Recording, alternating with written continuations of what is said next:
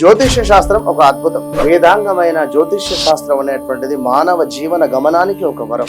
జ్యోతిష్య శాస్త్రం నీ జీవితంలో వెలుగునింపే ఒక భాష. ఆ భాష నీకు అర్థమైతే ప్రకృతి నీతో మాట్లాడుతుంది. అస్ట్రాలజీ నేర్చుకోవాలి అనుకునే వారికి అద్భుత అవకాశం. మురళీధర శర్మ గారి అస్ట్రాలజీ క్లాసెస్ అతి త్వరలో మొదలు కాబోతున్నాయి. 100% జాబ్ గ్యారంటీ. వివరాల కొరకు సంప్రదించండి. నమస్తే, వెల్కమ్ టు అవర్ ఛానల్. నేను పద్మిని. ప్రస్తుతం పాటు ప్రముఖ ఆధ్యాత్మికవేత్త, astrologer, tarot card reader and Vedic nutritionist Shrimati Vanaja Ramisetti గారు మనతో పాటు ఉన్నారు. మాట్లాడదాం. వనజ గారు నమస్కారం అండి. వనజ గారు, భాద్రపద మాసం వచ్చేస్తోంది. భాద్రపద మాసం అంటే సెప్టెంబర్ మాసం. మరి ఈ సెప్టెంబర్ మీరు లాస్ట్ మంత్ నుంచే స్టార్ట్ చేసి ఉన్నాము tarot card reading. Every month tarot card అంటే ఎంత బ్యూటిఫుల్ యాక్యురేట్ రిజల్ట్స్ ఇస్తాయి అంటే అది దాన్ని ఫాలో చేసే వాళ్ళకైతే చాలా మెస్పరైజింగ్ గా అనిపిస్తుంది. నాకైతే చాలా బ్యూటిఫుల్ గా అనిపిస్తుంది టారో కార్డ్ రీడింగ్ అనేది. మామూలుగా అన్ని ఇప్పుడు ఆస్ట్రాలజికల్ ప్రెడిక్షన్స్ కానివ్వండి అవన్నీ ఉన్నా ఓకే, నాకెందుకునో నేను చాలా సార్లు టారో ప్రిడిక్షన్స్ పర్ఫెక్ట్ అనిపించినాయి మోస్ట్ ఆఫ్ ద టైమ్స్. కాబట్టి ఈ లైన్ చూస్ చేసుకుని సో చాలా మందికి నేను టారో రీడర్ గానే తెలుసు ఎక్కువ మందికి. అస్ట్రాలజీ చూస్తున్నప్పటికీ టారో కార్డ్ రీడర్ గా ఎక్కువ సుపరిచితం. ఇవన్నీ అంటే ఇప్పుడు ఏమైపోయిందంటే టారో, ఆస్ట్రాలజీ, న్యూమరాలజీ ఇవన్నీ మూడు కలిపితే ఒక సొల్యూషన్ వస్తుంది బేసిక్ గా. ఓన్లీ థింగ్ ఇస్ కనెక్టెడ్ గా ఉండాలి, కనెక్ట్ అవ్వాలి దానికి. డెఫినెట్ గా ఆన్సర్ ఏదో వచ్చేస్తాం చూసేస్తాం అంటే అవ్వట్లేదు అక్కడ. మామూలుగా రెగ్యులర్ గా దానికి చేయాల్సిన ప్రాసెస్ అంటే మనం మెడిటేషన్ కానివ్వండి, క్లీన్ గా ఉంచుకోవడం, మైండ్, బాడీ ప్రెజెంట్, ఇవన్నీ ఆ ప్రెజెన్స్ అవసరం చాలా. అంటే మీరు చెప్తారు కాబట్టి అసలు దాన్ని ఫాలో చేసే వాళ్ళైతే దాని ఇన్స్ట్రక్షన్స్ తీసుకోవచ్చు.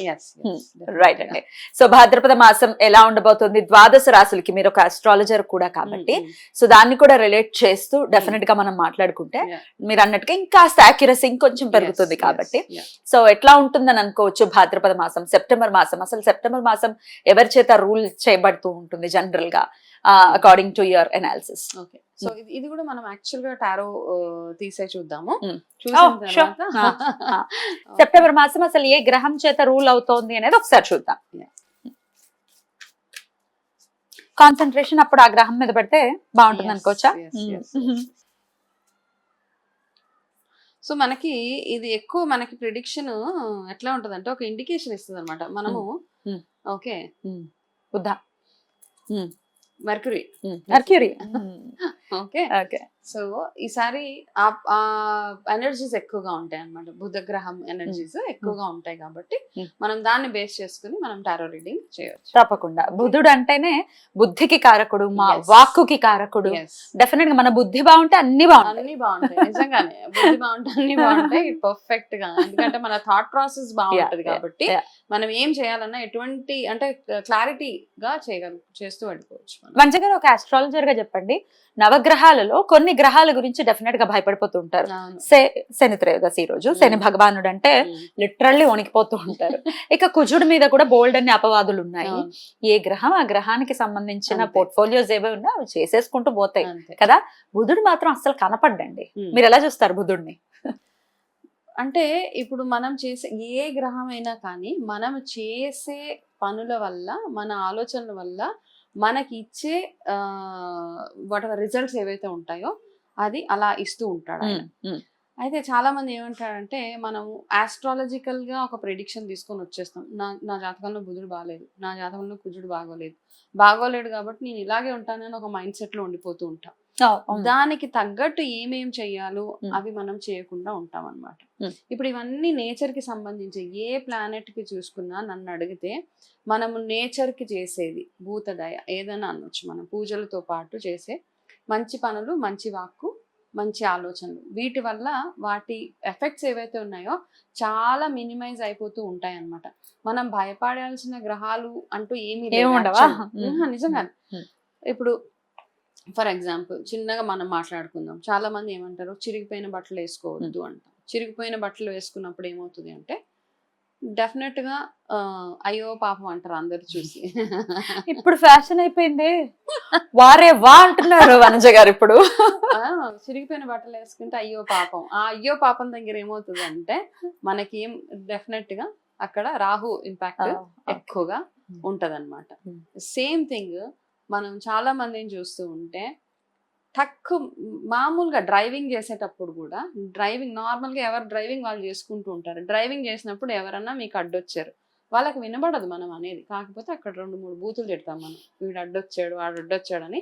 అంటే అలా అనుకోము, జస్ట్ ఒక అబ్యూజ్ వెళ్ళిపోతుంది అనమాట, తెలిసి తిడుతూ ఉంటారు. సో డ్రైవింగ్ అనే కాదు, నార్మల్ గా కూడా వాడుక భాష ఏదైతే ఉంటుందో, జనరల్ గా చిన్న విషయానికి పెద్ద విషయానికి మనం అనే ఒక్కొక్క మాట ఏదైతే వాడతామో అవతల వాళ్ళని ఇట్లాగా బాధ పెట్టేలాంటి మాట చాలా పోక్ చేస్తుంది. అట్లా అన్నప్పుడు ఏంటంటే జనరల్ గా అంటే ఈ మధ్య ఇప్పుడు అవన్నీ నేను మాట్లాడలేను, సడన్ గా ఒకళ్ళు మనసు హర్ట్ చేసే లాంటి మాటలు అనేస్తున్నప్పుడు అట్లా ఉన్నప్పుడు ఏమవుతుందంటే మీ గ్రహాలు ఎంత బాగా అన్నా ఉండదు, దానికి రిలేటెడ్ గా మీకు మైనస్ పాయింట్స్ అయిపోతూనే ఉంటాయి. కంట్రోల్ చేసుకోవాలి, అవన్నీ కంట్రోల్ చేసుకోవాల్సి. అసలు ఈ మాటలకి ప్లే చేసేదే ఈయన బుధుడు, అది బాబు ఈ మంత్ జాగ్రత్తగా ఉండాలి. కాబట్టి కొంచెం మన మాట తీరు ఏదైతే ఉందో ఆ మాట తీరుని మనం కంట్రోల్లో పెట్టుకోవాలన్నమాట. మీరు ఎన్ని మాటలు అంటూ ఉంటారో మీకున్న బుధుడు యొక్క పవర్ ఏదైతే ఉంటుందో అది అలా అలా అలా మైనస్ అయిపోతూ ఉంటుంది. అలా సేమ్ థింగ్ మీరు ఇంట్లో వేసుకునే బట్టల దగ్గర నుంచి మీరు వాడుకునే చింకి బట్టలు, విరిగిపోయిన సామాన్, ఇవన్నిటిని ఎక్కువగా వాడుతుంటే శని రాహు కేతు గ్రహాలు మైనస్ అయిపోతూ ఉంటాయి మనకి. ఓకే, జనరల్ గా ఏ గ్రహం వచ్చి మనకి బ్యాడ్ చేసేదండి, మనం చేసే మంచి కార్యక్రమాలు, ప్రతిరోజు చేసే ఆరాధన, దైవ ఆరాధన ఏదైతే ఉందో అవన్నిటితో మనకు. మరి వృషభ రాశి వారికి ఎలా ఉండిపోతుంది మనజ గారు ఈ సెప్టెంబర్ మాసం? షూర్ మా, తప్పకుండా చూద్దాం.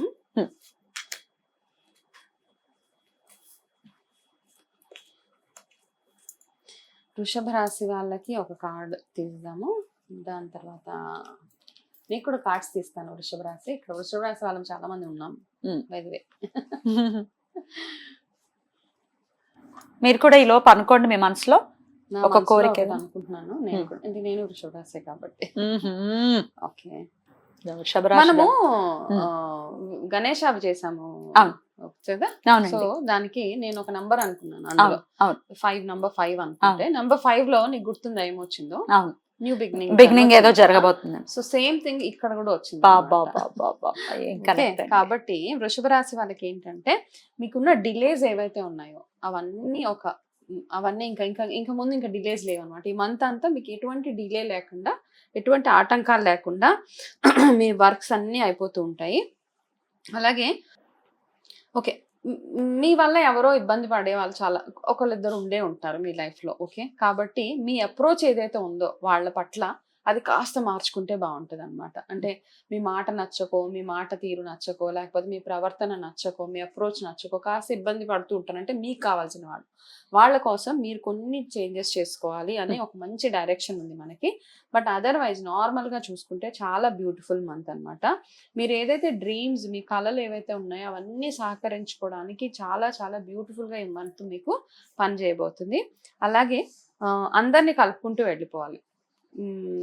కొంతమందిని ఒకలాగా, కొంతమందిని ఒకలాగా చూస్తే కాస్త ఇబ్బందికర పరిస్థితులు మీకు వచ్చే అవకాశాలు ఉన్నాయి. కాబట్టి అందరినీ కలుపుకుంటూ వెళ్ళిపోవాలి. సరే, మీకు ఎవరో ఇబ్బంది పెట్టారు, ఎప్పుడో మిమ్మల్ని మనసు కష్టపెట్టారో, బాధ పెట్టారో, ఓకే, వాళ్ళని ఫర్గివ్ అండ్ ఫర్గెట్ అంతే అని వాళ్ళందరితో కలిసి ఉంటేనే. అండ్ ఎక్కువగా కాళీ మాత ఆరాధన ఈ మంత్ అంతా చేయండి. ఎక్కువగా కాళీ ఆరాధన చేసినప్పుడు మీకున్న ఆ పవర్ ఏదైతే ఉంటుందంటే మీ ఆరా కానీ, మీ శక్తి కానీ డబల్ అవుతుంది అనమాట. ఇప్పుడు కావాల్సింది మీకు చాలా ఎనర్జీ కావాలి ఈ మంత్లో. మీకు ఆ ఎనర్జీని మీకు ఇవ్వడానికి గాను మీరు చక్కగా కాళీ మాత ఆరాధన చేసుకోవాలి. అదే విధంగా గణేశుడు, వినాయకుడు ఏం చెప్తున్నాడో కూడా చూద్దాం. ఎందుకంటే ఒక్క కోరిక ఏదో ఒకటి కోరుకోండి, మీ ఆర్థిక పరమైన ఇబ్బందులు సక్సెస్ఫుల్.